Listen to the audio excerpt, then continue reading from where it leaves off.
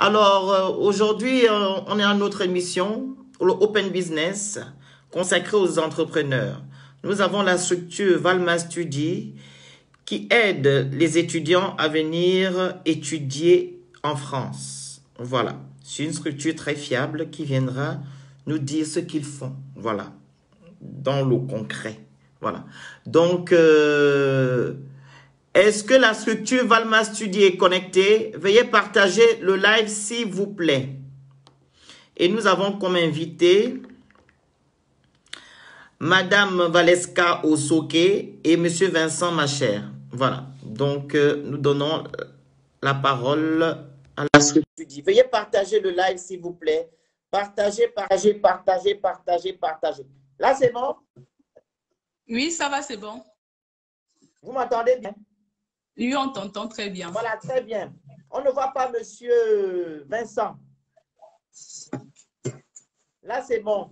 Voilà, donc, sur notre émission Open Business consacrée aux entrepreneurs.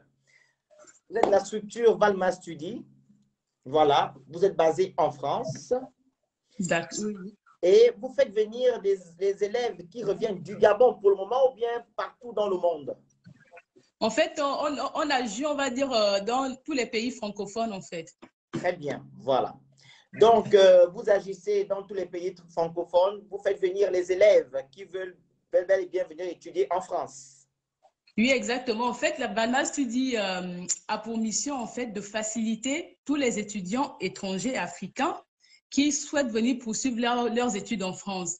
Donc, on intervient, on va dire, à partir des études, on va dire des élèves qui sont en cours de baccalauréat, c'est-à-dire ceux qui sont en train de préparer leur baccalauréat cette année. Ils ont la possibilité de faire des démarches avec nous.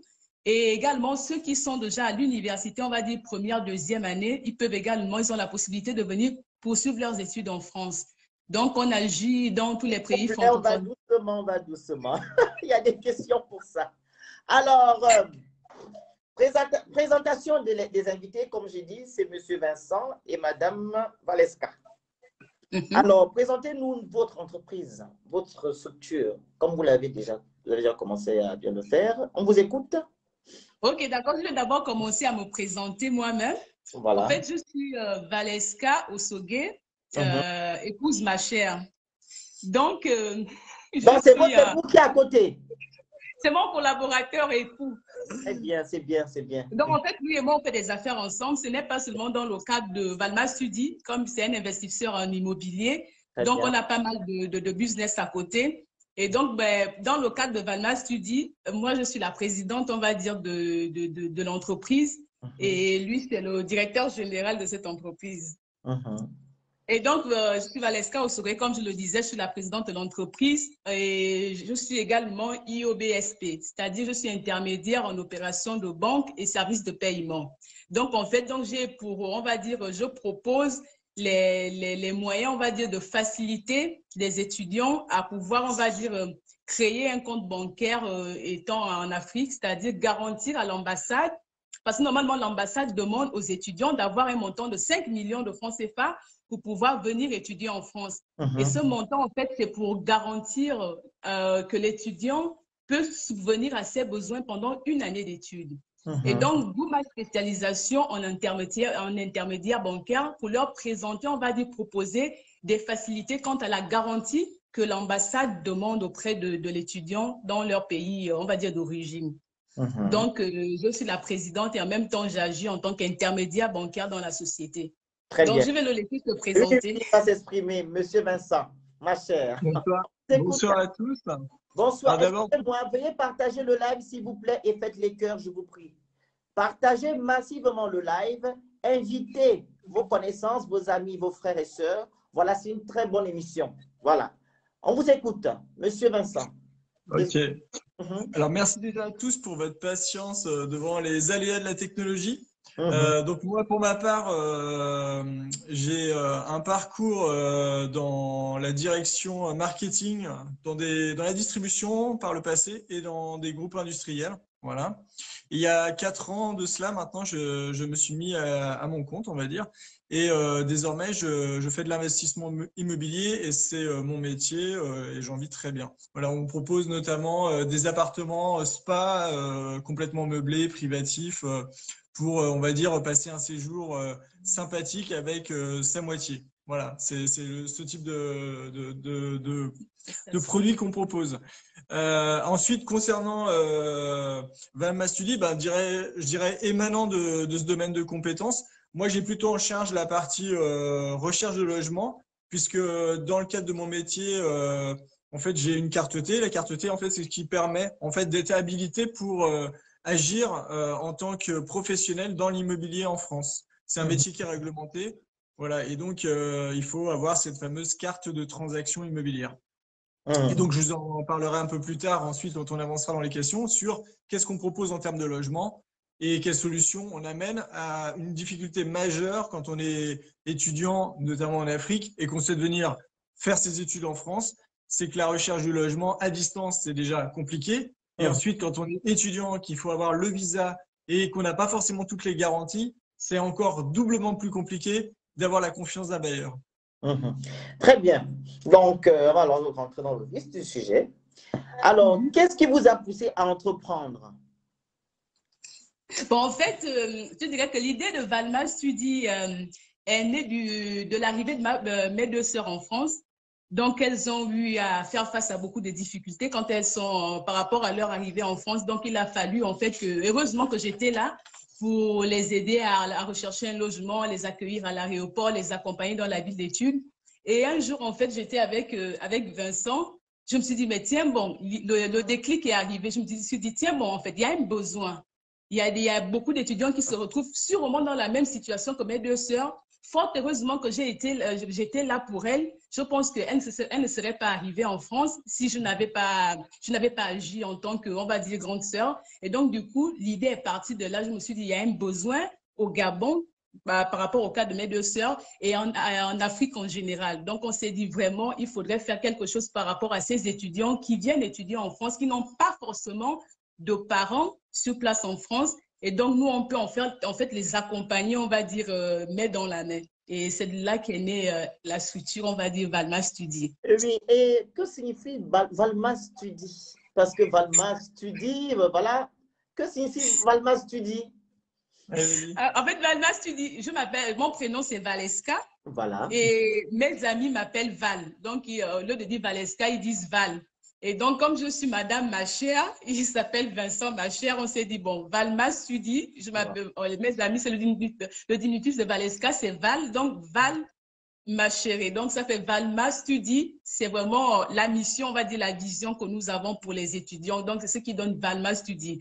Après, le slogan, c'est venir étudier en France devient facile. Parce qu'en fait, nous sommes en fait des facilitateurs pour pouvoir aider ces étudiants qui veulent venir étudier en France à réaliser leurs rêves. Donc, on est en quelque sorte, on peut dire, on est des petits missionnaires pour pouvoir étudier et aider ces étudiants-là. Donc, on est des facilitateurs en fait d'accès à l'enseignement supérieur en France. Très bien. Alors, quelles sont les qualités que vous possédez? Les qualités? Alors, on va dire que rien ne se fait sans travail et sérieux. Voilà, déjà pour commencer. Après, dans le business, on peut travailler pour l'argent, mais en général, ça marche pas bien longtemps.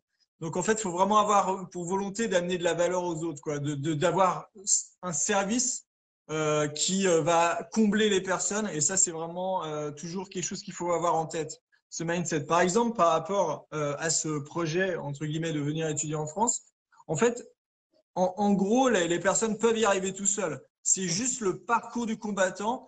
Et en fait, c'est surtout d'un point de vue business, en fait, on le fait qu'une fois. C'est-à-dire qu'on va pas, c'est pas quelque chose qu'on va apprendre comme conduire et après on va se servir de la voiture tous les jours. Venir en France, on va le faire qu'une fois. Donc après, on n'a pas d'effet d'expérience. Du coup, ça peut être intéressant de s'appuyer sur des personnes qui maîtrisent, on va dire, le process. Et c'est un peu ça notre ambition et notre job. Après, je dirais que nos qualités, c'est aussi l'enthousiasme et puis être déterminé dans ce qu'on fait. On aime bien aller au bout des choses. Voilà, je pense que ça répond ça. Et puis après, notre complémentarité à tous les deux. Ah oui, je vois cette complémentarité. Hein.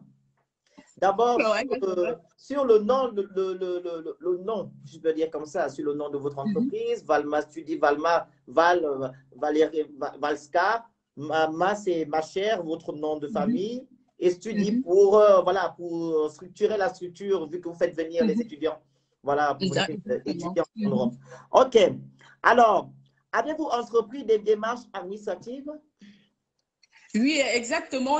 Déjà, quand on a commencé, j'étais, on va dire, en auto-entreprise. C'est moi qui le faisais d'abord. Et après, on s'est dit, il y a un besoin. Au fur et à mesure, en fait, que j'ai avancé dans cette démarche-là, je me suis dit, il y avait des choses à mettre en place. Donc, du coup, on ne pouvait plus se suffire en tant qu'auto-entreprise. C'est vrai qu'il m'a aidé la conception du site Internet. Lui, c'est un ancien directeur marketing, donc il connaît comment mettre en place un business. Donc, il a été derrière moi pour pouvoir m'aider quand j'ai commencé dans, on va dire, en tant qu'auto-entrepreneur, je mets « E » à la fin. Donc, en tant qu'auto-entrepreneur, donc j'ai commencé, mais il était derrière moi, il me boostait, il me montrait comment, en fait, faire pour pouvoir booster mon activité. Et donc, après, on a vu qu'il fallait faire des choses de manière, on va dire, selon la norme, la réglementation. Donc, on a dit, on va passer en société. Et en société, pour pouvoir vraiment agir dans toutes les facettes du projet de l'étudiant, c'est-à-dire la recherche de préinscription, la recherche de logement et la demande du visa. Parce que ce sont les trois éléments, en fait, qui permettent l'obtention d'un visa, peu importe le pays en Afrique. Il faut avoir une admission dans une université, il faut avoir une attestation de logement et il faut également avoir une garantie financière. Et donc, il a fallu qu'on mobilise alors nos compétences. Donc, j'ai une spécialisation en banque et lui, en fait, étant marketeur, on va dire, donc avec sa professionnalisation en investissement immobilier, il a eu une carte T pour pouvoir faire les choses de manière légale. Donc, on est enregistré, donc on a créé l'entreprise. Ce n'est plus une auto-entreprise, c'est devenu une entreprise avec 3 départements. La partie financière, donc Valma Finance. Il y a, dans la segmentation de la structure, il y a Valma Finance. Ah oui. Ensuite, il y a Valma Immo, c'est-à-dire la partie immobilière pour pouvoir chercher le logement. Ensuite, il y a Valma Studi. Donc, c'est 3 Valma Finance, Valma Études et puis Valma Logement. Et donc, vous serez partout dans le monde parce que voilà, c'est déjà quelque chose de formidable. Vous avez 2 structures dans ce cas, Valma Finance, Valma Immo, Valma Studi. Voilà. Ça serait un très grand groupe, je vous le souhaite. Merci, merci beaucoup. Alors, pour les gens qui veulent poser des questions en 2 secondes, attendez, vous allez avoir le temps pour les poser. Là, c'est d'abord les questions voilà, que je pose aux invités. Vous allez poser les questions après. Voilà. Allez-y, je vous écoute. Ok, d'accord. Donc, du coup, on est immatriculé au registre des commerces. Donc, si vous tapez, par exemple, Valma Immo, donc, on a mis Valma Immo en premier, c'est parce que on trouve qu'en fait, même si la personne ne fait pas les démarches de préinscription avec nous, parce qu'il y a des gens qui font campus en seuls, donc même s'ils font les démarches seuls, ils auront besoin d'un logement. Exact. Et donc, du coup, dans notre entreprise, on a placé Valma Immo en tête. Donc, les gens qui veulent s'informer sur Internet, ils peuvent cliquer Valma Immo Reims, parce qu'on est installé à Reims. Ils vont voir notre numéro de tirette. Et, voilà, il y a excusez-moi, il y a le site. Vous voyez le message épinglé, il y a tout dessus. Il y a la page, il y a le site. Je pense que vous parlez du site de Valma Studio. Oui, il y a le site Internet. Il y a le site dessus, donc il y a toutes les informations, le numéro de tirette et tout dessus. Ils peuvent aller même sur Google pour taper le nom de Valma Immo. Ils vont voir le numéro de SIRET. Non, en fait, Valeska répondait à la question qui était quel est notre numéro de SIRET. Et donc, il est consultable sur Internet. Si les personnes nous Google tapent Valma Immo, ils auront notre numéro de SIRET. Et après, on est même pour être complètement transparent, on est une société par action simplifiée. Voilà, tout est dit. Très bien. Alors, on va poursuivre. Avez-vous des associés ou des partenariats? Oui, bien sûr. En fait, l'objectif de la société, c'était de grandir. Et pour ça, on avait besoin de s'entourer. Et donc, on a aujourd'hui contractualisé plusieurs partenariats avec des grosses enseignes, notamment dans le logement étudiant. Donc, des résidences étudiantes qui ont des parcs de plus de 100 résidences. Au total, on est à peu près aujourd'hui à 30 000 logements répartis sur toute la France. Et donc ça nous permet de répondre à une demande sur tout l'Hexagone. Et puis également de pouvoir répondre à des critères en termes de prix, en termes de typologie de logement. Mais ça, on y reviendra peut-être un peu plus tard. Après, on a aussi un partenaire bancaire, évidemment, sans quoi on ne pourrait pas proposer nos solutions financières. Et puis, on a aussi un partenaire on est en train de le mettre en place pour tout ce qui va toucher les assurances. Puisque, en fait, quand vous faites un voyage pour la France, en fait, à un moment donné, il va falloir contracter une assurance voyage, avoir une assurance habitation pour le logement. Donc ça, c'est quelque chose qu'on propose déjà. Et puis avoir une assurance santé également. Puisque en fait, vous avez la couverture de base en France, qui est la sécurité sociale. Mais après, elle ne couvre pas tout à 100%. Et donc, il est préférable d'avoir une mutuelle étudiante. 75%, je crois, la Sécu. 75%. Ouais, c'est très compliqué parce que ça dépend vraiment du type comment on va dire, de pratique. Voilà, si on va voir son médecin généraliste ou un spécialiste, un ophtalmo pour les lunettes, par exemple, c'est pas du tout la même couverture. Par exemple, pour les lunettes, ça rembourse rien, quoi. Effectivement. Voilà. Alors, quelle est la clientèle que vous ciblez? Parce qu'il y a des gens ici qui ont demandé, est-ce que vous faites venir les gens sans bac? En fait, la clientèle, on ne peut pas tout faire. Il faut déjà que les gens le sachent qu'on ne peut pas couvrir les besoins de tout le monde. Donc, il va falloir en fait cibler par rapport en fait la vision que nous avons également en termes du développement de notre activité. Donc, nous, on se focalise sur les élèves, ceux qui sont en cours de préparation du baccalauréat. On se spécialise aussi sur ceux qui ont déjà un baccalauréat.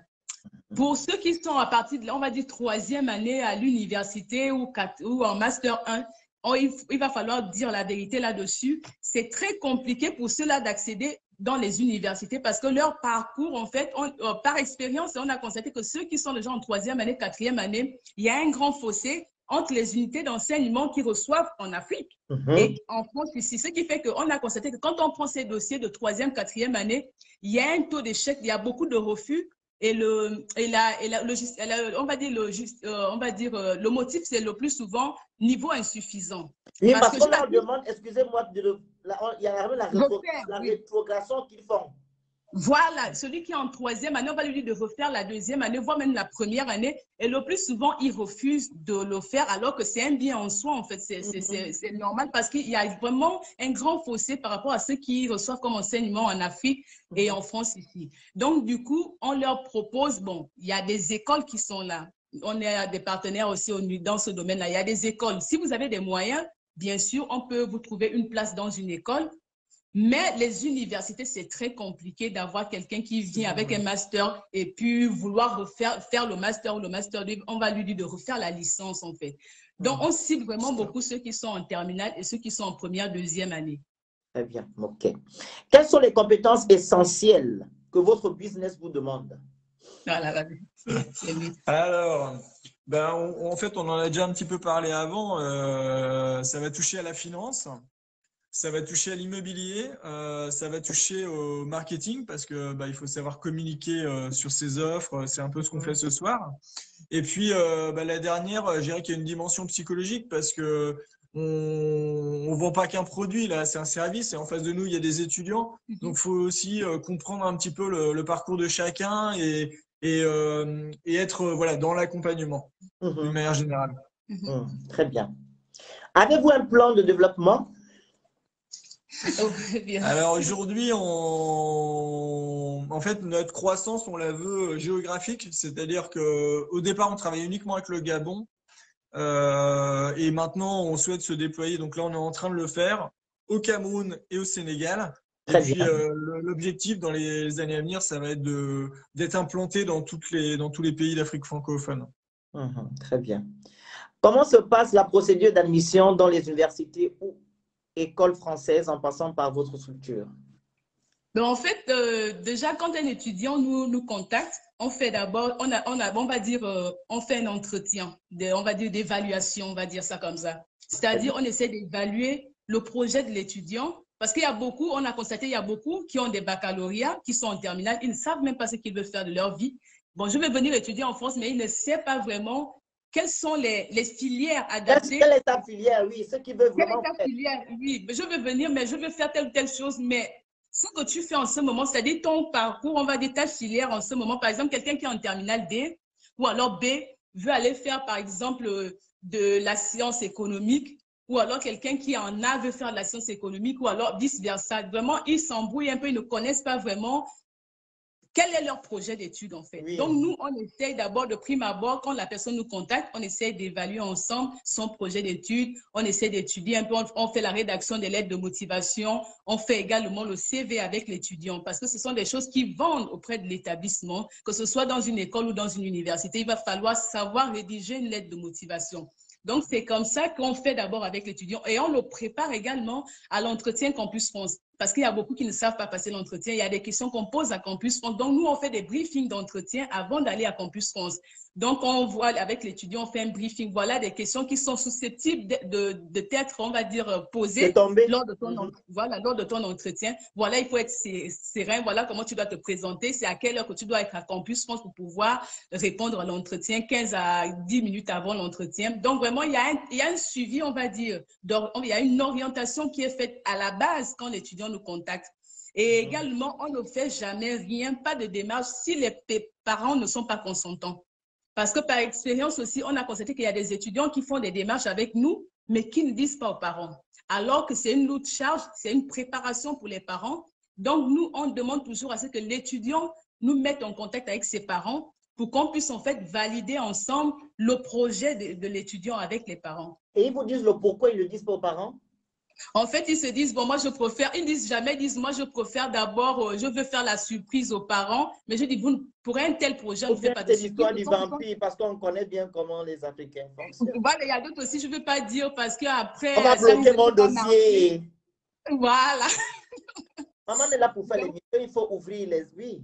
Voilà, ce sont des choses que les gens doivent bannir. Voilà. Donc, il y a ça. Donc, il y a des étudiants, voilà. Exactement. Il y a des étudiants qui se retrouvent avec des attestations, des admissions, mais qui ne voyagent jamais parce que les parents sont surpris, mais tu ne nous as jamais parlé que tu étais en train de faire des démarches avec une agence. On ne s'est pas préparé parce qu'il y a le billet d'avion à acheter, il y a le compte bloqué à faire, il y a tes frais de subsistance en France. Donc, il cache tout et finalement, l'étudiant ne voyage pas parce qu'il n'a pas, dès le départ, engagé les parents dans la Très bien, mais procédure. Quand vous faites les démarches, est-ce qu'il y a une caution quelque part? Parce que c'est bien, vous devez faire les démarches avec vous sans le dire aux parents. Est-ce qu'il y a quelque chose avant ou bien vous le faites gratuitement? Exactement. Ça, si parce qu'il y a ce point là vraiment très important. Oui, c'est vrai. Excusez-moi, vous avez déjà eu beaucoup, je pense. Vous avez déjà eu beaucoup d'élèves qui sont venus vers vous. Vous avez peut-être aidé gratuitement et après, ils ont été validés quelque part, mais ils n'ont pas pu venir ou bien ils ne vous ont pas connecté, ils ne vous ont pas appelé pour dire que voilà, on ne peut plus. Donc, dans ce cas, vous faites comment? Donc, dites-nous. Ah ben, c'est ça mon truc, c'est parce que, bon, déjà, à la base, j'ai fait des études en sociologie. Oui. Donc, je suis beaucoup sociable, c'est ça le truc. Et je dis merci parce que lui, il est très carré, il sait ce qu'il veut. Donc, le méchant et la gentille. Voilà, et en plus de cela, c'est la chrétienté comme elle est chrétienne. Bon, les gens, je fais des démarches. Dès que je fais des démarches à quelqu'un, je me dis, bon, il va payer. Bon, j'oublie que c'est l'esprit. Les gens, ils abusent un peu parce qu'en fait, il y a une Gabonaise qui fait des démarches aux gens, donc ça devient quelque chose de bon. La parenté s'installe en fait. Et c'est ce que les gens oublient. Et c'est ce qui cause vraiment beaucoup de difficultés à beaucoup d'Africains qui se lancent dans l'entrepreneuriat parce qu'il y a des gens qui sont là, bon, c'est les amis, on prend les bons. Voilà, on prend les bons et puis on ne paye plus. J'en ai eu des cas comme ça, des gens qui me doivent des sous jusqu'à aujourd'hui parce qu'on est amis, j'ai logé des gens, j'ai payé même des logements aux étudiants parce que les parents, ils ont dit, bon, s'il te plaît, si tu peux nous aider à avancer le loyer de notre enfant, eh bien, moi, je le fais parce que je me dis, bon, on va me rembourser, mais après, il y a des gens qui font 4 mois, 5 mois, ils ne payent pas. Du coup, la règle, normalement, c'est 30% d'acompte à la base et le solde quand on a terminé la mission, avec réussite. Ça veut dire que si, par exemple, du coup, et dans tous les cas, on a réalisé la prestation. Voilà. Et normalement, à 99% des cas, avec réussite. Donc, on a vraiment très peu de taux d'échec. Donc, effectivement, plein de fois, Valeska ne prend pas les 30% et ça lui a joué des tours. Et Voilà, en voilà, fait, il y a aussi une j'aimerais autre que chose. vous puissiez préciser voilà, ce point-là. OK? Voilà. Et Très bien. après, pour moi, il y a aussi une autre notion, c'est celle de l'engagement. C'est Mhm. que, d'une manière générale, vous noterez dans la vie, quand c'est gratuit, entre guillemets, tout le monde s'en fout un peu, quoi. C'est-à-dire Exact. qu'on n'a pas de respect pour ce qui est gratuit. Alors que, à partir du moment où l'étudiant il met 1 € sur la table, ou les parents d'ailleurs, ils Il est vont se conscient. sentir concernés. Donc pour Mhm. moi, je trouve que c'est symbolique aussi, à un moment donné, de se dire, voilà, et c'est du respect aussi pour le travail qu'on peut Effectivement, réaliser. c'est le travail de l'autre, oui. Alors, quelles conditions à remplir pour obtenir son visa étudiant? Et je vais le dire ça. En fait, il y a trois. Voilà. Et d'ailleurs, c'est un peu la clé de voûte de notre entreprise. Il y a 3 conditions à l'obtention d'un visa. La première, on en a parlé juste avant, c'est d'abord d'avoir son admission dans un établissement d'enseignement supérieur en France, voilà, d'avoir sa fameuse lettre d'admission. La deuxième, c'est d'avoir la garantie financière. Donc, il y a 2 façons de l'obtenir. Soit on a un garant, c'est-à-dire quelqu'un qui réside en France, qui se porte garant pour subvenir à vos besoins. Oui. Ou la deuxième option, c'est d'avoir ce qu'on appelle l'AVI, l'attestation de virement irrévocable. On y reviendra après, mais Oh, voilà, oui, ça c'est ah les bah deux oui, parce que options. j'ai une question dessus. Mhm. Et la troisième, comment dirais-je, condition à remplir, bah, c'est d'avoir une attestation d'hébergement, donc d'avoir signé un contrat de bail pour pouvoir poser ses valises quelque part en France, si possible, au plus près de son lieu d'études. Voilà. Voilà. Alors, comment justifier de ces ressources pour partir étudier en France? En fait, pour venir étudier en France, on va dire même pour pouvoir avoir un visa, on va dire dans le pays d'origine, l'ambassade en fait demande à ce que l'étudiant ait un garant. Et Mhm. donc le garant peut être quelqu'un en fait qui est en France, qui vit en France, qui peut se porter garant, c'est-à-dire va faire une prise en charge en disant que j'atteste que je pourrais subvenir aux besoins. Il faut avoir des liens de parenté. Après, la deuxième méthode, on va dire, c'est d'avoir la caution bancaire. C'est-à-dire, Oui. il faut créer un compte.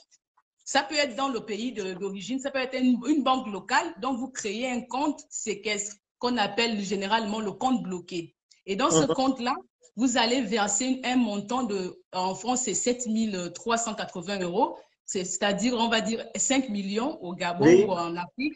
Et donc, il faut justifier des fonds. Et donc, du coup, l'attestation, on appelle ça l'attestation de virement irrévocable. C'est ce que la banque va vous fournir. Après création du compte séquestre, on va dire du compte bloqué, la banque en question va vous délivrer une attestation de virement irrévocable. Cette attestation, en fait, stipule que l'étudiant a bel et bien des fonds, les frais de subsistance dans notre compte, dans notre banque. Et donc, c'est avec cette attestation qu'il va aller à l'ambassade pour pouvoir faire la demande de visa. Donc Mhm. maintenant, moi, en tant qu'intermédiaire en opération de banque, donc nous avons des partenaires bancaires ici, donc Donc là, vous êtes en train de donner les délivrer avantages de l'AVI. les avantages. Voilà. Donc les Voilà, avantages, donc en fait, la de souscrire prochaine avec question, Valma. je vais survoler dessus. Allez-y, les avantages de l'AVI alors. Donc, les avantages, en fait, de la vie délivrée par Valma Study, c'est que il y a d'abord, c'est économique, en fait, parce que les banques locales, c'est-à-dire les banques en Afrique, là où l'étudiant se trouve, vont leur demander de créer un compte. Ensuite, ils vont expédier mensuellement un certain montant de 600 €, c'est-à-dire l'ambassade a évalué 600 € comme les frais de subsistance mensuels de l'étudiant. 635. Donc, Hmm. voilà, 635 €. Donc, ils vont envoyer cela chaque fin du mois à l'étudiant. Le Mhm. problème qui se pose, c'est que nous avons déjà eu un cas comme ça, un étudiant qui a fait l'AVI, on va dire l'attestation de virement irrévocable dans une banque en Afrique. Il a fait 2 mois avant de percevoir ses sous. Donc, parfois, ça prend du temps. Ouais. Ça, il peut y avoir un problème. Alors qu'avec nous, Valma Studi, la création du compte bloqué se fait en France. Donc, une fois l'étudiant arrive en France, il a ses frais de subsistance, la date définie, c'est-à-dire chaque 25, il a ses frais de subsistance qui arrivent dans son compte et il ne paye pas de supplément par rapport à ça. Alors qu'en Afrique, les transactions entre l'Afrique et l'Europe, c'est coûteux, on le sait. Oui, il y a les Donc, du frais. coup, déjà ça, il y a des frais. des frais de transaction à l'international. Donc, ça coûte cher par rapport ici. Quand vous avez un compte sur place, ça ne coûte pas. Le virement se fait automatiquement parfois même. Donc, du coup, il y a cet avantage économique. Après, le deuxième avantage, c'est rapide. L'attestation de virement irrévocable qu'on appelle l'AVI, que nous, en tant que société, on délivre, c'est en moins de 24 heures, l'étudiant a déjà son attestation de virement irrévocable. Donc, il peut rapidement faire sa demande de visa.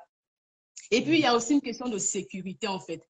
Donc, l'argent qu'il dépose, qui sont ses fonds, sont dans un compte séquestre. Donc, le compte ne nous appartient pas. Le compte est au nom de l'étudiant. Donc, on crée un compte séquestre en France au nom de l'étudiant. Donc, nous n'avons pas le droit, on va dire, de manipuler ce compte parce que c'est un compte bloqué.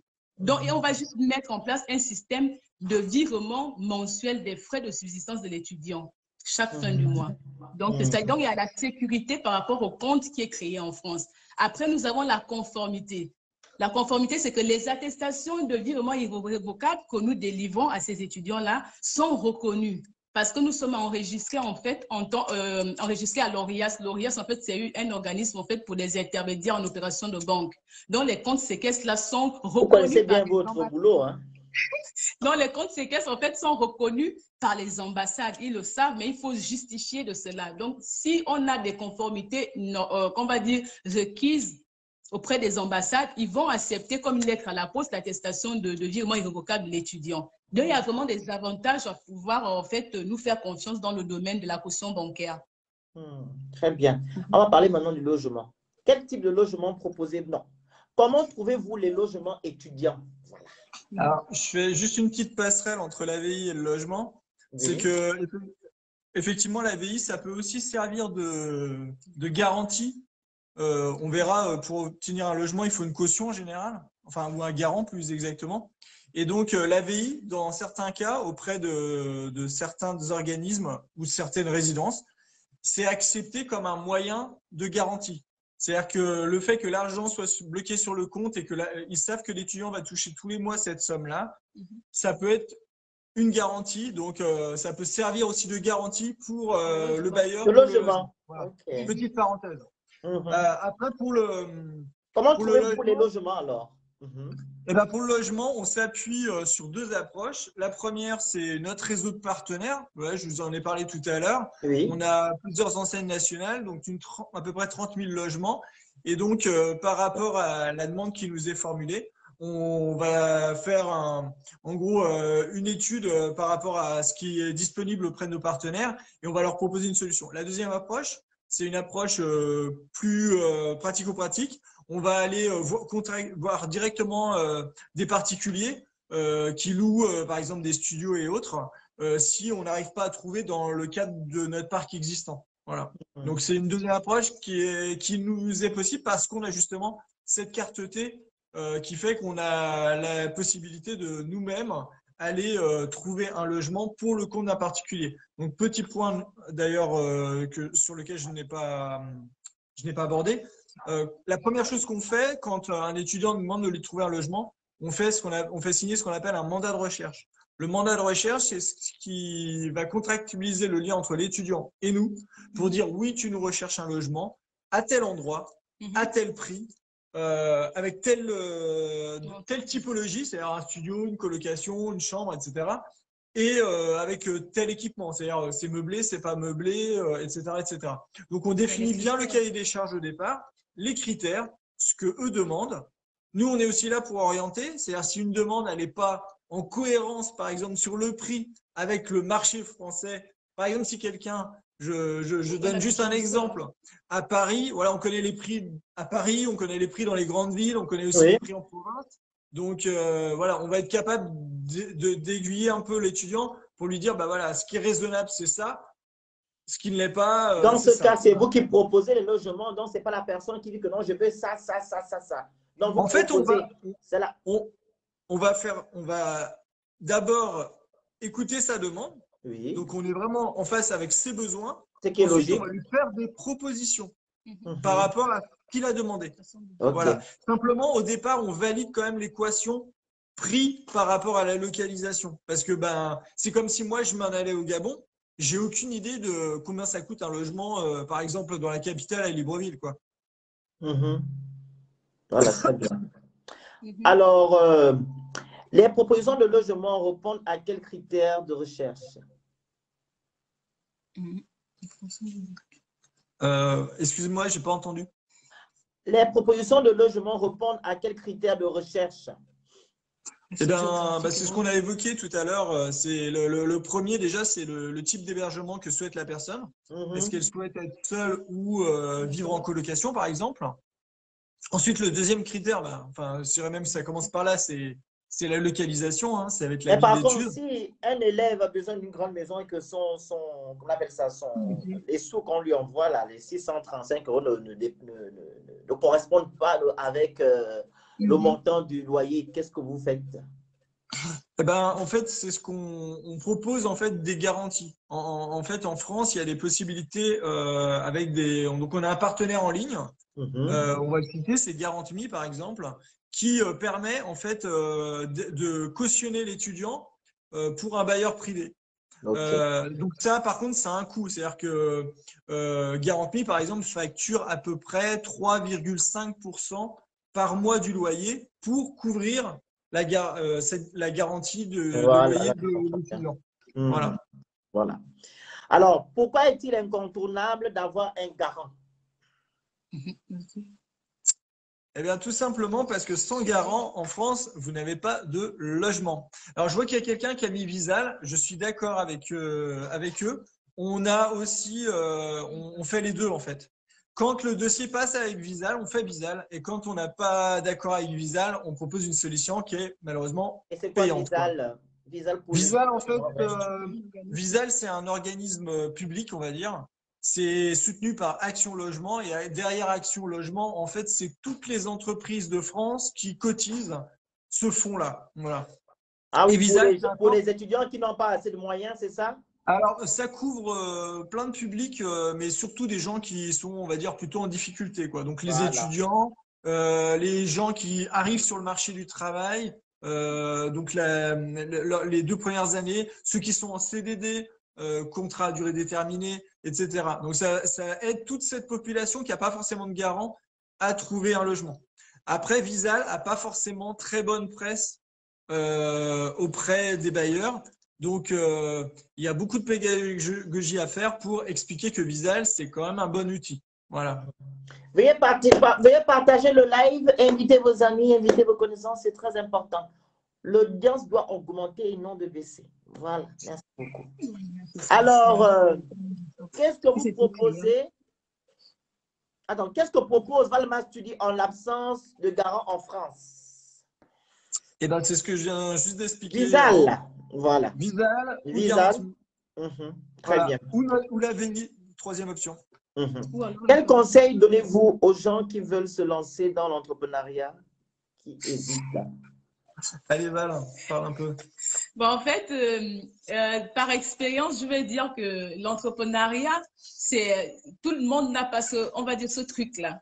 Tout le monde n'a pas ce truc-là. Il faut vraiment être déterminé, avoir vraiment un moral, parce que les débuts ne sont jamais faciles.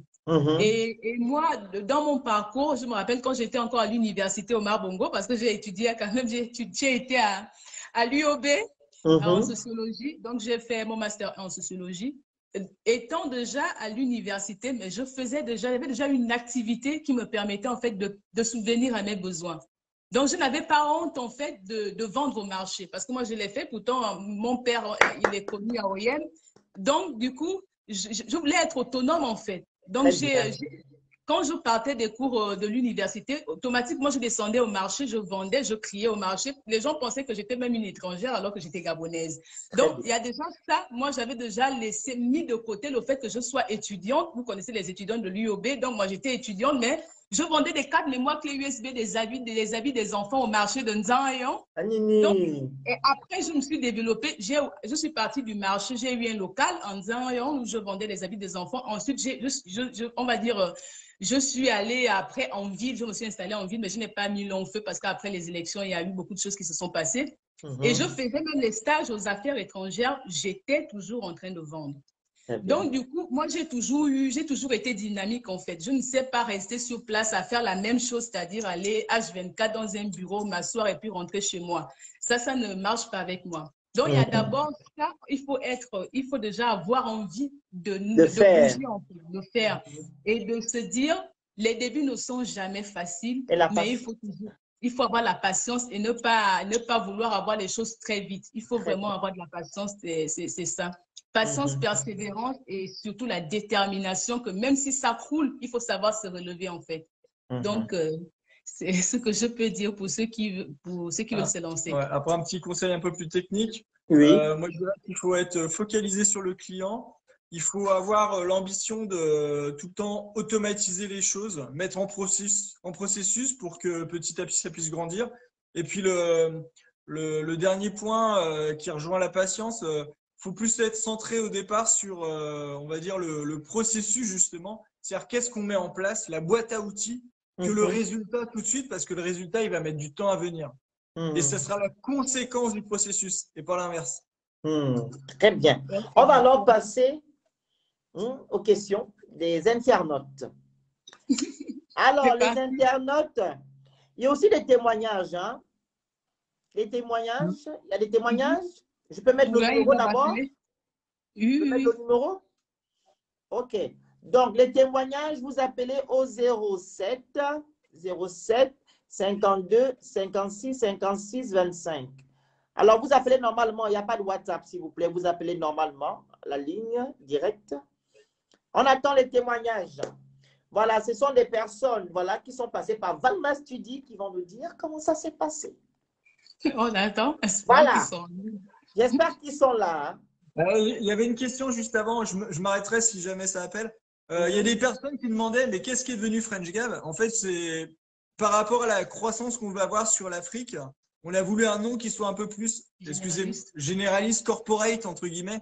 Et donc, c'est pour ça qu'on a transformé French Gab, qui était France-Gabon, en Valma Studi, qui a une connotation plus neutre. Voilà. Ah, vous étiez en France Gab avant. Non, il y avait un autre nom. Oui, en 2019, oui, c'était d'abord French Gab. Donc, j'avais toujours mis mon mari. Bon, en fait, on est comme frères et sœurs et on s'entend vraiment super bien. Ah oui, donc, France-Gabon. France-Gabon, French Gab. Mais c'est mignon aussi. Oui, c'était d'abord ça. Et donc, on s'est dit, ben, on va se répondre, on va dire dans toute l'Afrique francophone, il va falloir trouver quelque chose de neutre parce que les gens vont demander French Gab, c'est quoi? Donc, on a dit, bon, Valma Studi, on dira que c'est lui, le couple, et puis après, étudiants internationaux. Effectivement, oui, je comprends. Ouais. Ils sont où les gens qui doivent témoigner? Est-ce qu'ils sont connectés? En attendant, vous allez répondre aux questions. Hein? Ouais, on va faire Posez des questions, s'il vous plaît.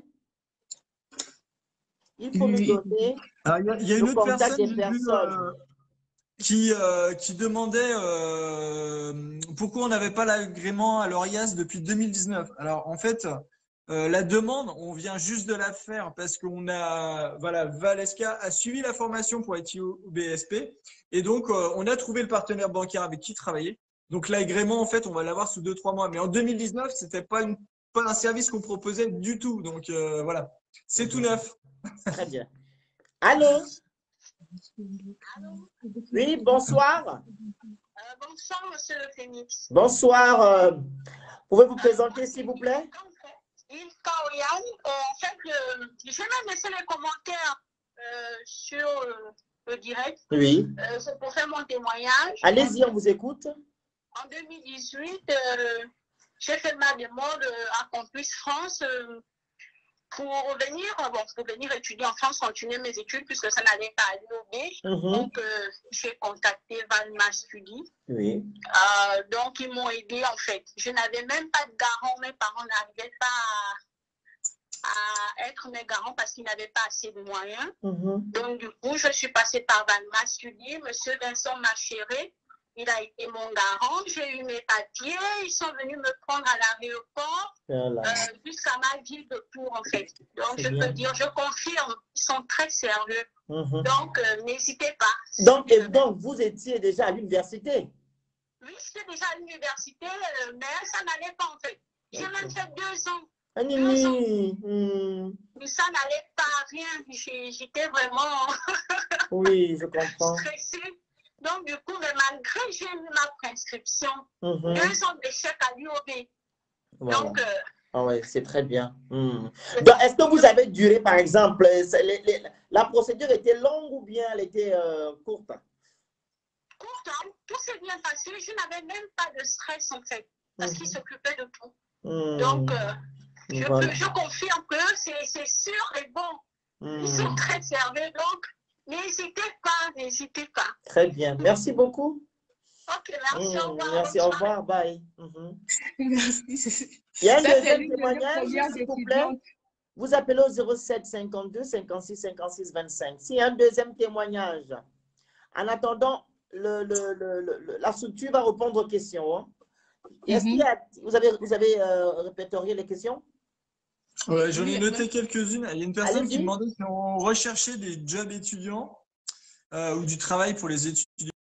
Alors, clairement, c'est aujourd'hui, on aimerait bien, forcément évident à organiser, parce que en fait, en France, il y a une loi qui dit pas de préférence dans le recrutement. On recrute sur les compétences. Sinon, ça serait, comment on appelle ça, la discrimination. Donc, c'est compliqué de favoriser, par exemple. Oui. Ah non, c'était pas ça. Il devait apprendre le numéro qui est là. Je vois des gens qui doivent m'appeler le numéro que je ne connais pas.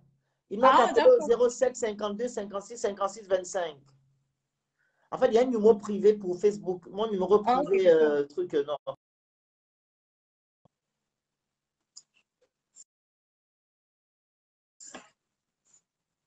Il y en a deux. Plus un truc là. Ça passe là. Envoyez les gens là le message d'appeler ici au 07 52 56 56 25 en ligne. Voilà, il y a le 34 qui a appelé. Allô? Oui, allô, bonsoir. Oui, bonsoir monsieur. Vous avez appelé sur mon privé, ce n'est pas là-bas. Hein? Très bien, on vous écoute. Présentez-vous, s'il vous plaît. Je m'appelle Edson Renaud Jordan. Oui. Parlez plus fort, je vous prie. Je m'appelle Edson Renaud Jordan, je suis étudiant en droit, en licence droit. Voilà, j'ai été au Gabon à partir de 2018 et j'ai monté mon projet en fait de venir étudier en France. Et avec mes parents, et je me suis mis à chercher une agence pour m'aider, en tout cas, une agence pour m'aider à pouvoir réussir mes démarches. C'est là que je suis tombé sur l'agence Valma Study. Oui. Avec ma tante, je vais appuyer ça comme ça, parce que voilà, moi, c'est ma tante, c'est la famille, en fait. Voilà. Ah, c'est votre tante. Voilà, c'est voilà. Et avec son mari, son mari. Oui, je comprends, c'est comme ça. Quand les gens vous accueillent, non, ça devient, oui. Allez-y. Voilà, ils ont pris mon dossier en main, vraiment du 0 jusqu'à 100, jusqu'à ce que je puisse arriver en France. M'accueillir à l'aéroport, m'ont trouvé mon logement, même un minimum jusqu'à mon logement, en fait, moi installé, je suivais ça comme ça, jusqu'à vraiment créer mon compte bancaire, en fait, tout, en fait, c'est vraiment réel, en fait. Il n'est pas que, voilà, il n'est pas que la parole. Et vous êtes venu quand? Je suis venu en 2018, c'est ça? 2018, si je ne me trompe pas. 2018, c'est ça. Ouais, ok. Voilà. Très bien. Donc, ils m'ont pris comme si c'était leur enfant, en fait, comme si c'était même leur fils, en fait. Nini, c'est bien ça. C'était vraiment un accueil chaleureux, vraiment. Voilà, comme si c'était leur enfant, en fait. Oui. Ils vous ont mis en confiance. Voilà. Donc, c'est vraiment avec la joie au cœur que je viens de témoigner pour dire que c'est vraiment incroyable, c'est le travail qu'ils ont fourni, en fait. Faites les cœurs pour la structure Valma Study. Faites les cœurs, je vous prie. Merci, monsieur. Au revoir. Au revoir, bye. Il y a une troisième, le 22 à la fin. La personne peut appeler. Numéro qui termine par 22. Il y en avait 3, apparemment. Le 22, il y a un 22 qui a appelé là. Ah, moi, je ne sais pas. OK. Donc, les questions des internautes. Vous avez répertorié combien de questions? Il y en a beaucoup. Hein? Il y en a beaucoup, donc il faut répondre en même temps. En fait, il y a quelqu'un qui demande, en fait, parler des tarifications de vos services ici. Il faut vous contacter ultérieurement pour avoir des informations. On ne peut pas, en fait, parler des tarifications ici. En fait, c'est quand vous nous appelez qu'on établit ensemble, on va essayer de voir vos besoins.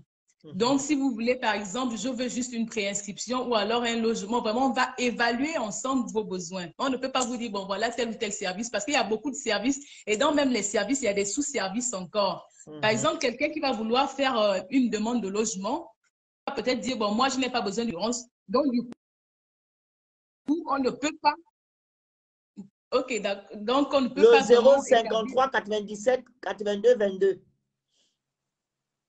07 donc, 53. On ne peut pas. Il faut nous contacter.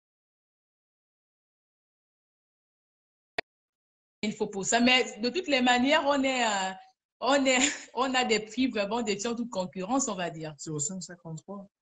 Ouais, c'est ça. Ça finit par 22 à la fin. Non, c'est sur mon téléphone, je ne peux pas, sortir du la personne, si la personne est en live, il doit avoir le numéro qui est affiché, 07 52 56 56 25. Oui, en plus, c'est épinglé. C'est épinglé le numéro. Appelez au 07 52 56 56 25. Oui, allez-y, continuez à répondre aux questions, vu que moi, je n'ai pas répertorié les questions.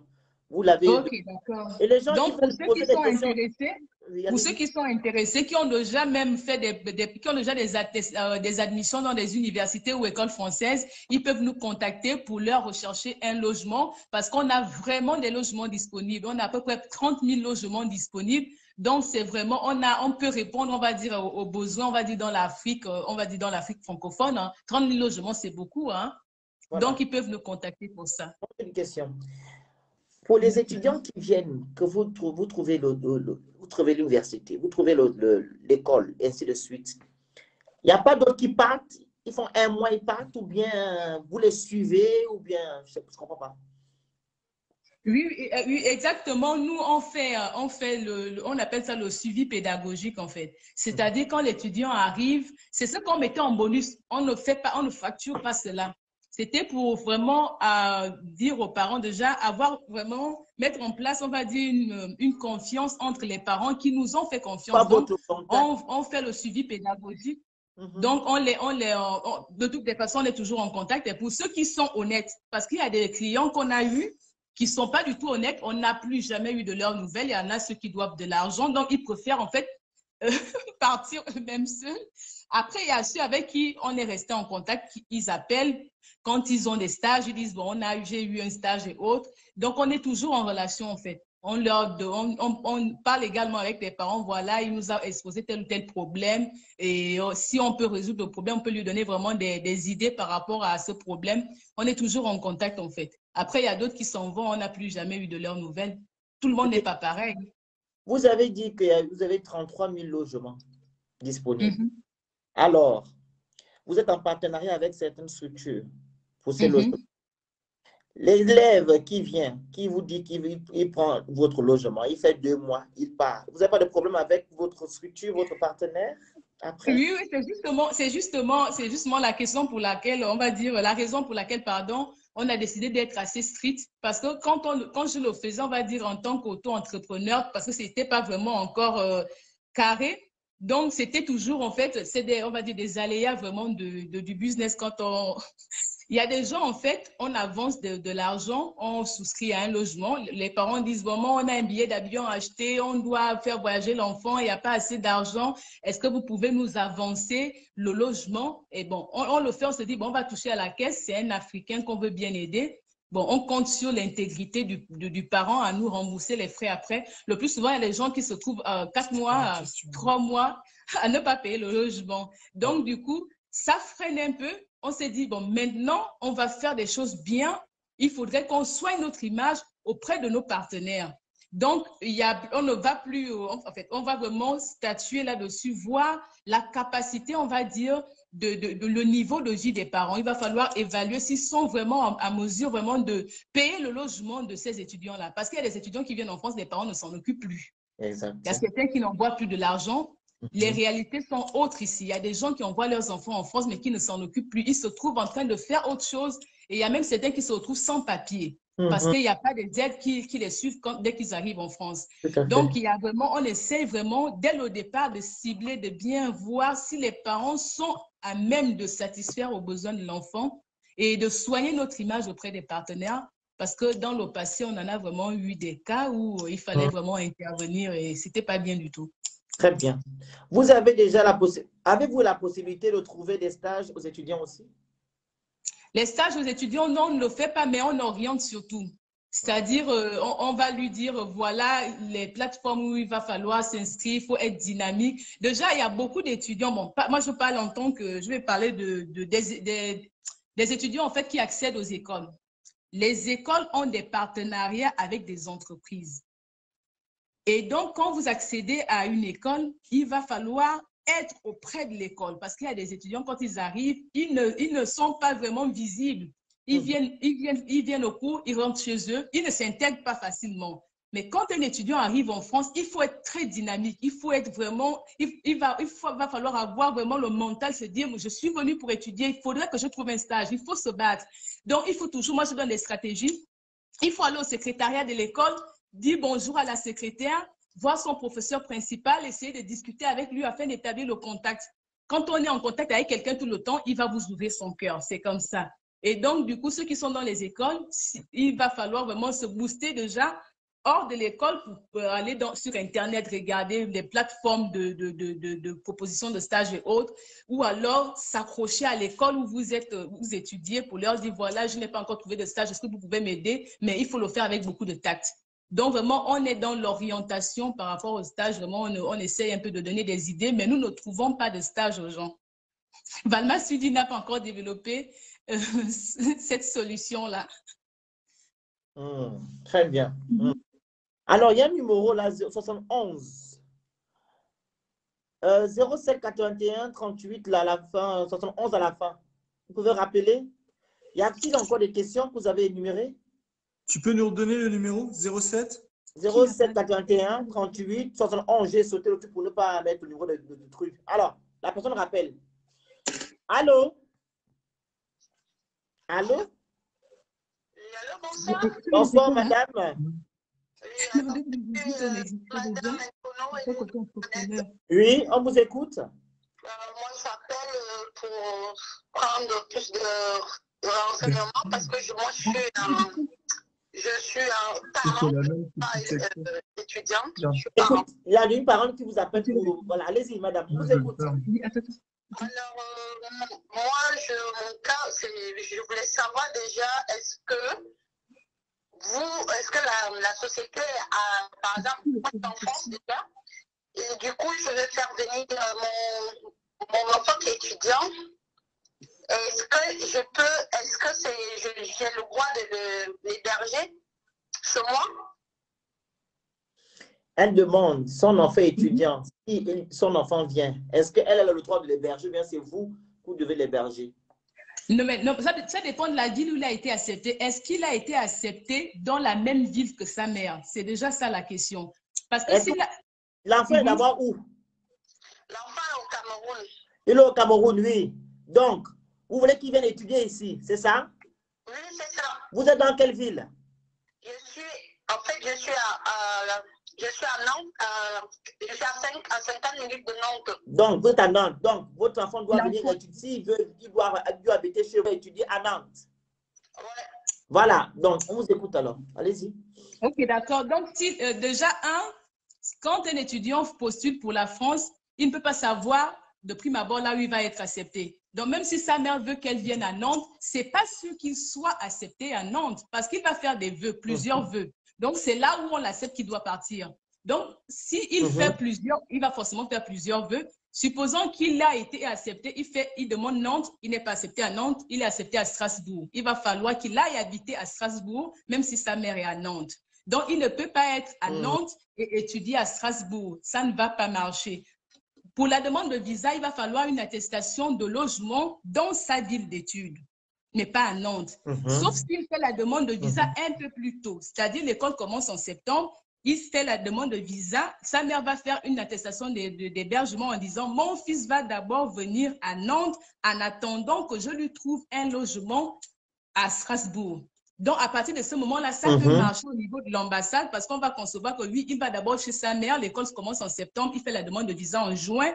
Donc, il va faire 1 mois ou 2 mois chez sa mère avant de descendre en Nantes. Mais c'est très dangereux de le faire parce que parfois, l'ambassade voit déjà qu'il y a des gens qui abusent de cela il a une attestation d'hébergement à Nantes, mais l'école se trouve à Strasbourg. On ne comprend plus trop, en fait. Donc, il y a ça. Donc, il faudrait que son fils ait une admission dans la même ville que sa mère pour pouvoir lui faire une attestation de logement dans la même ville, sauf s'il vient un peu plus tôt. Vous êtes satisfaite, madame? Oui, je suis satisfaite. Alors, j'ai une autre question. Oui.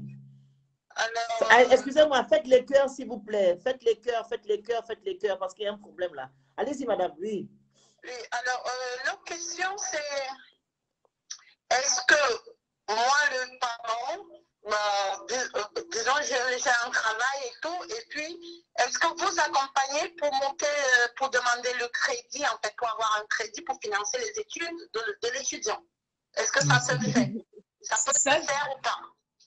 En fait, en tant qu'intermédiaire en opération de banque, on peut éventuellement, là, ça sort du cadre de Valma Studi. Là, c'est maintenant en tant que moi, intermédiaire auprès des banques. Donc, je suis intermédiaire dans une banque. Je peux vous proposer des solutions par rapport à un prêt, on va dire immobilier, ou alors ça dépend du prêt de consommation. Je pense que là, c'est dans le prêt étudiant. Donc, vous allez avoir un prêt de consommation. Et dans ce prêt-là, vous pouvez éventuellement financer les études de votre enfant. Mais là, ça ne rentre pas dans le cadre de Valma Studio. On ne fait pas des prêts étudiants, mais en tant qu'intermédiaire en opération de banque, on peut vous proposer cette solution-là. Et là, maintenant, ça ne va pas dans le sens de l'activité Valma Studio. C'est maintenant moi, en tant qu'intermédiaire auprès d'une banque, je peux vous proposer des solutions auprès d'un partenaire de la banque française, on va dire. Vous êtes satisfaite, madame? En fait, moi, je demandais au cas, en fait, moi,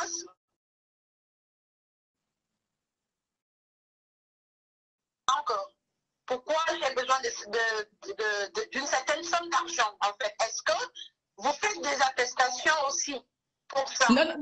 Non, on ne fait pas des attestations. En fait, c'est vous qui allez auprès de votre banque dire que vous avez un besoin et à partir de cela, la banque va vous octroyer, on va dire, un crédit pour pouvoir financer les études de votre enfant.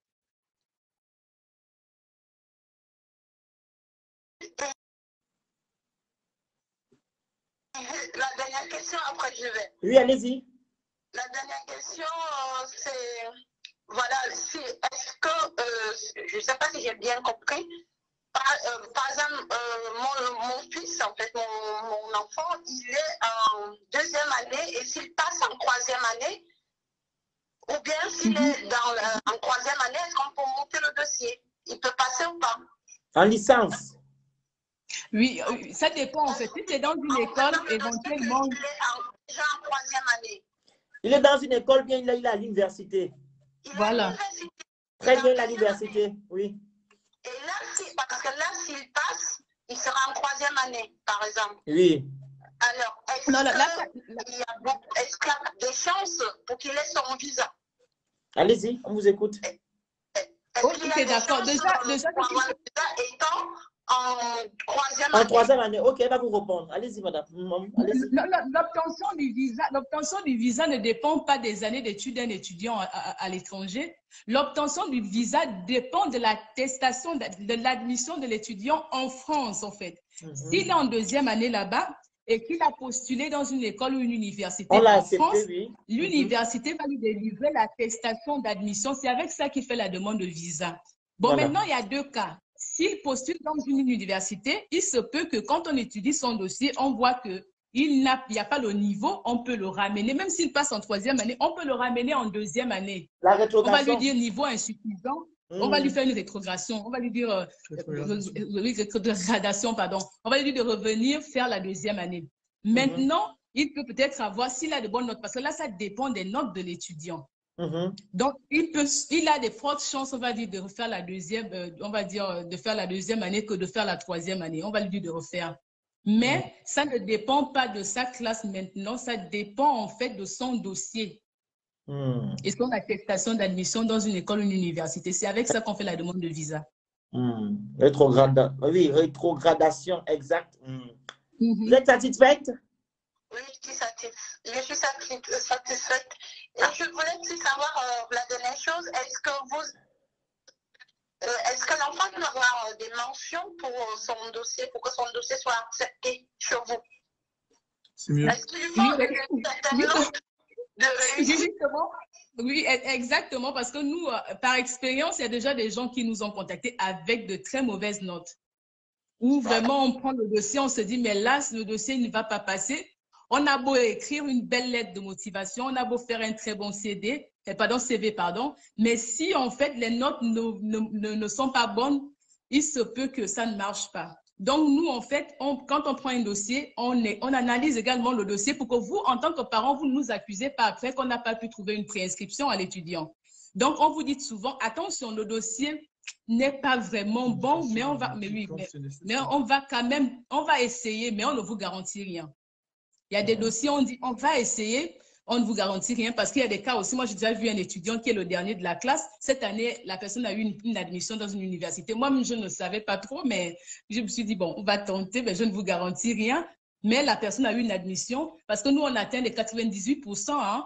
Tous les étudiants qui ont des baccalauréats, on assure l'admission parce que moi, j'ai vraiment creusé le sujet. Je connais des universités qui sont capables de prendre un étudiant étranger parce qu'il y a des universités, c'est stratégique. Il y a des universités qui ne prennent pas beaucoup d'étrangers et donc ceux qui sont en Afrique ne le savent pas. Alors que nous, on a fait une étude, on sait quelles sont les universités qui sont capables de prendre des étudiants étrangers. C'est de prendre des étrangers, exactement. Voilà.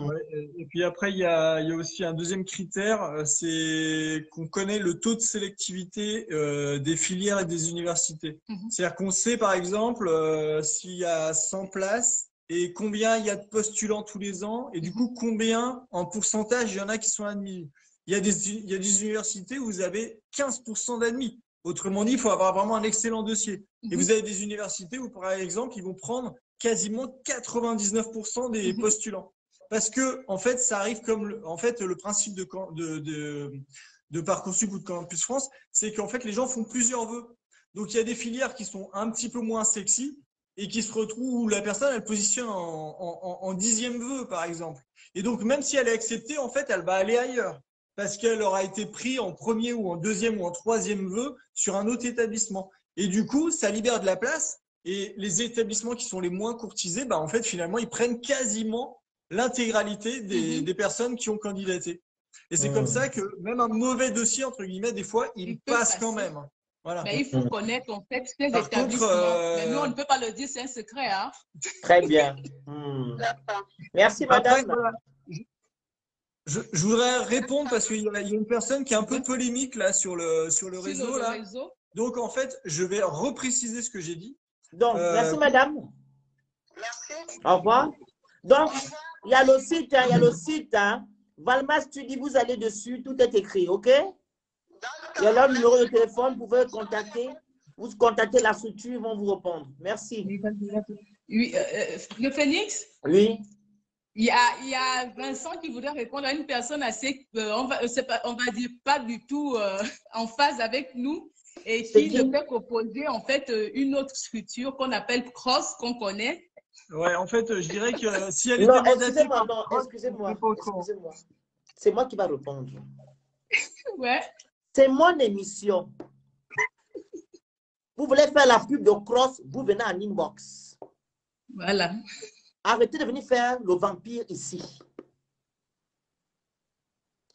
Vous n'attendez pas que les gens viennent faire leur émission et vous venez proposer vos choses. C'est ce qu'on appelle faire le vampire. C'est clair. Le vampire, ce n'est pas s'envoler la nuit. Ça, c'est le vampire. Allez-y faire vos crosses ailleurs. Ici, c'est Valmas Tuli. Respectez les gens si vous voulez que les gens vous respectent. J'en ai terminé. Alors, les questions, s'il vous plaît. Vas-y, monsieur. Allez-y, monsieur Vincent. Je te remercie, le Phoenix. Cependant, je vais quand même répondre aux deux objections qui ont été faites. La personne dit comment est-il possible, en gros, qu'on n'ait pas, entre guillemets, l'agrément ORIAS depuis 2018. Donc, je répète, c'est un nouveau service qu'on met en place et on vient seulement de le promouvoir. Donc, c'est normal que quand on a créé la structure, d'ailleurs, la société, c'est 2020. Si on regarde l'extrait Cabis, enfin le SIRET, c'est 2020, c'est pas 2018. Et 2018, on a démarré avec French Gab en tant qu'auto-entrepreneur. Et ensuite, la même personne crie au loup en disant attention l'arnaque, 30 000 logements, tout le monde connaît ça. J'ai jamais dit qu'on était propriétaire de 30 000 logements. Ça serait une vraie arnaque, là, pour le coup. J'ai dit qu'on a des partenaires qui ont un parc de 30 ça a été 000 bien logements. précisé. Hein. Et que nous, on a des conditions d'accès privilégiées avec ces partenaires à ces logements. Voilà. Très bien. Avez-vous encore des questions? Alors, pour que les gens viennent chez vous, qu'est-ce que vous allez dire à ces gens-là pour qu'ils viennent vous demander, je ne vais pas dire de l'aide, demander vos services? Allez, vas-y. En fait, moi, je dirais tout simplement que déjà, ils peuvent aller se rendre sur le site. Ils vont retrouver notre portail d'information avec le temps de prendre à son rythme l'information et de comprendre un petit peu ce qu'on propose. La deuxième chose, c'est que sur le même site, il y a aussi notre contact WhatsApp. Donc, ils peuvent entrer en contact avec nous et poser toutes les questions qu'ils le souhaitent. D'ailleurs, c'est un point qui est important. Hein. On peut? Allez-y. Allô? Allô? Allô, oui, bonsoir. Bonsoir, monsieur. On vous écoute? Oui, d'accord. Je me présente. Moi, c'est Glenn Magic. Et je suis étudiant en licence 3 à Supécolidaire. Évidemment, je suis passé par Valma. En ce moment, qui est sur votre émission. Moi, je fais un petit témoignage. Comment ça se passait? Ben, vous savez, comme on dit souvent, on dit la meilleure publicité, c'est un client satisfait. Effectivement. Donc, du coup, je fais un peu le témoignage aujourd'hui. Il y a de cela pratiquement 9 mois. Je suis tombé par... on m'a mis en contact avec Valeska. Oui. Vraiment de manière hasardeuse. Elle a pris mon dossier. Déjà, il faut dire que j'étais en licence 2.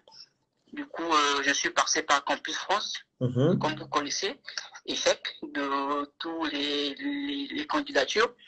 Et à la dernière minute, j'ai pris attache avec Valeska.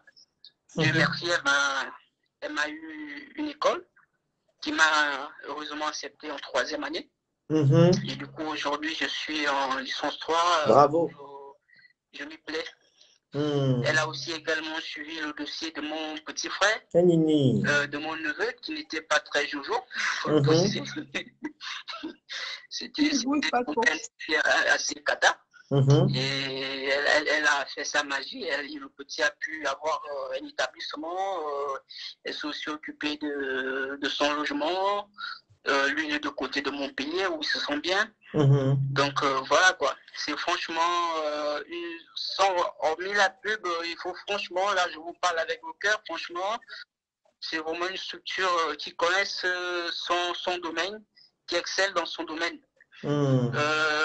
Parfois, nous, les étudiants,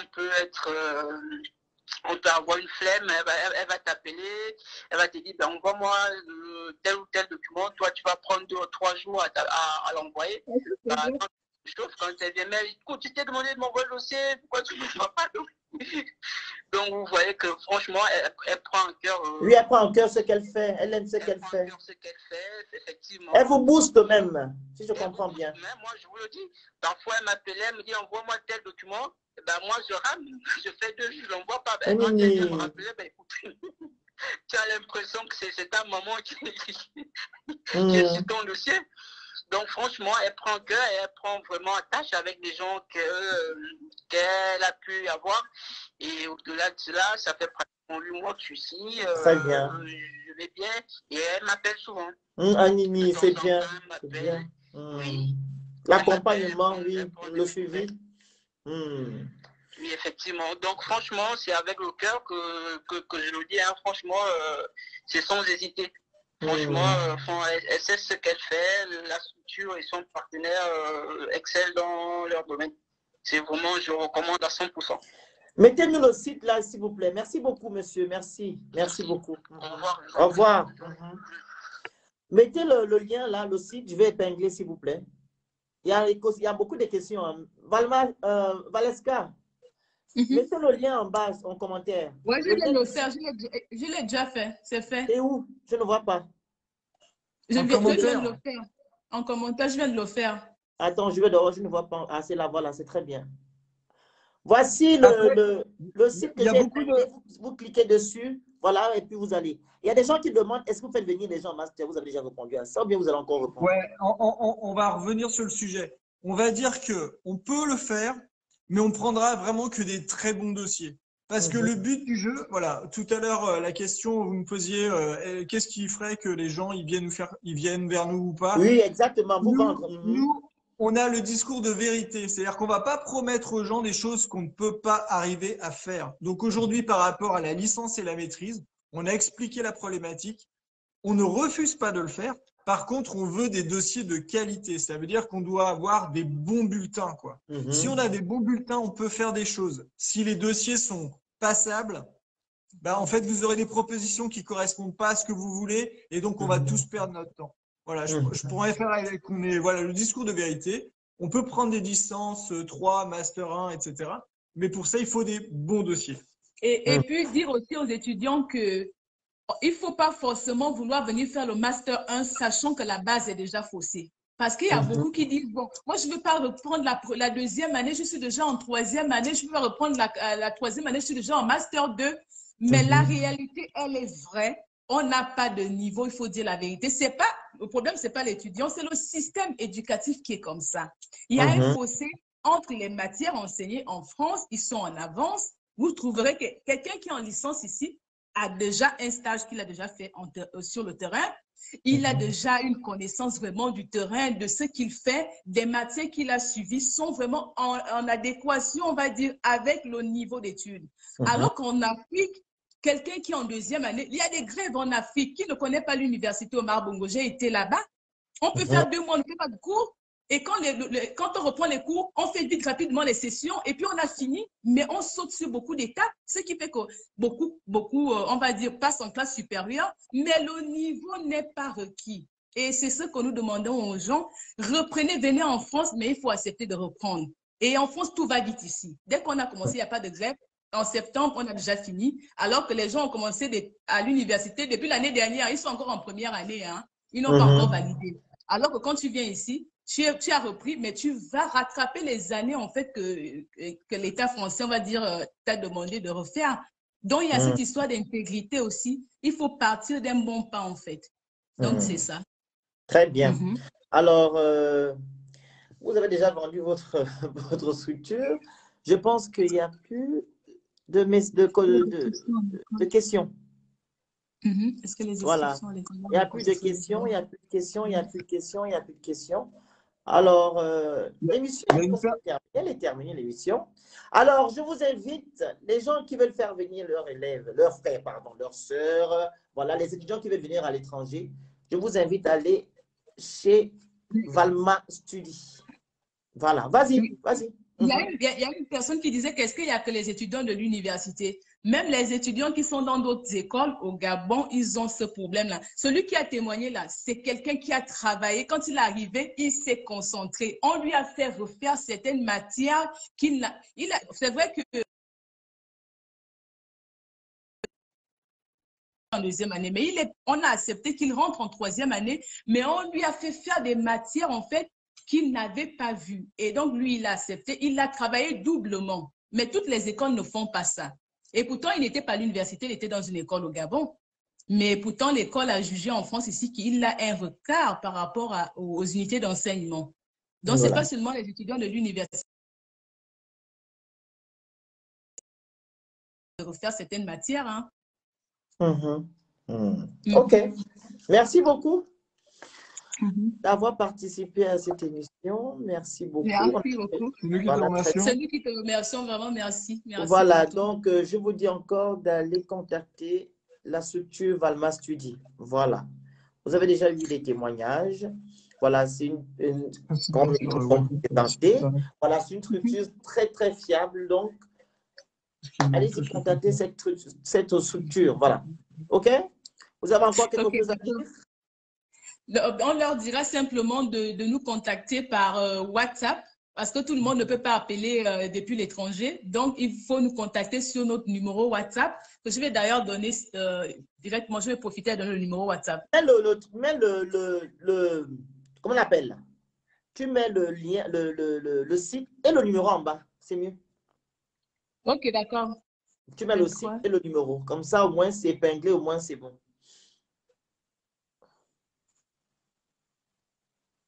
C'est ça? 6, ouais. C'est bon. C'est le numéro WhatsApp, en fait. Épingle. Épinglé? Je vais épingler, ça va monter. Ça va monter. Ça va monter.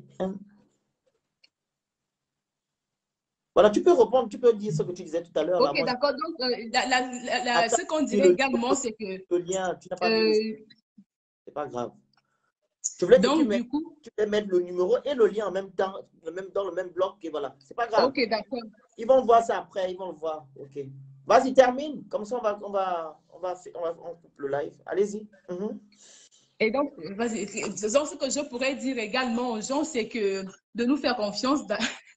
Nous faire confiance, vraiment, on tient les gens par la main, on n'est pas là pour faire du buzz, on n'en a pas besoin, on n'est pas là pour escroquer des gens. Si c'est parce qu'il y a des gens qui parlent d'arnaque, on n'en a même pas besoin parce qu'on a d'autres activités qui nous permettent de vivre en France. Donc, c'est juste une structure, une entreprise qui a été pensée d'abord pour l'étudiant, pour vraiment les aider, les accompagner dans la réussite de leur projet d'études en France. Donc, ce n'est pas notre activité, on va dire, principale. Donc, vous pouvez nous contacter pour que nous puissions vous aider à réaliser votre, on va dire, votre rêve de venir étudier en France. Après, c'est vrai qu'il va falloir moyenner quelque chose, mais l'objectif d'abord, c'est de répondre à un besoin réel en Afrique.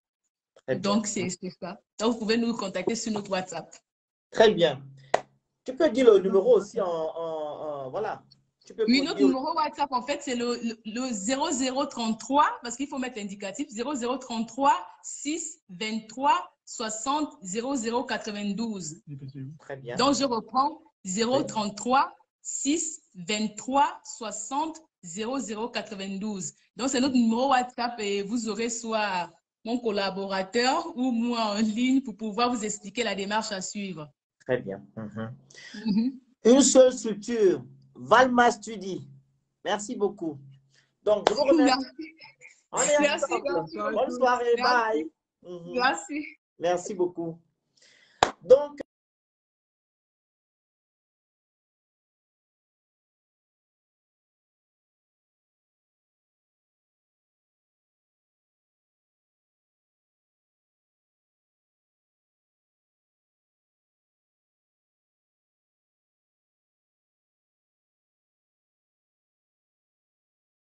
et le site est là, www.valma-du6studi.com. OK?